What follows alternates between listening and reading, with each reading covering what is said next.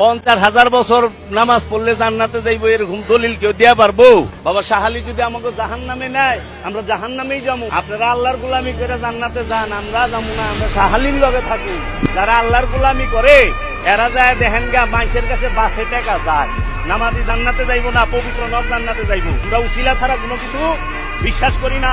আমরা চামু বাবা শাহালির কাছে, শাহালি আমাকে উসিলা, বাবা শাহালি আমাকে উসিলা। বাবা শাহালি যদি আমাকে জাহান্নামে নেয়, আমরা জাহান্নামেই যাবো। তুমি যেও না কোনো মাজারে, তুমি ঠেকিও না কোনো মাজারে মাথা, তুমি বাঁধিও না কোনো তাবিজ। কোরআনের নামে অজু ছাড়া কোরআনকে তুমি এখানে ঝুলাইও না। তুমি মহিলাদের মাসিক অবস্থায় কোরআনকে ঝুলাইও না।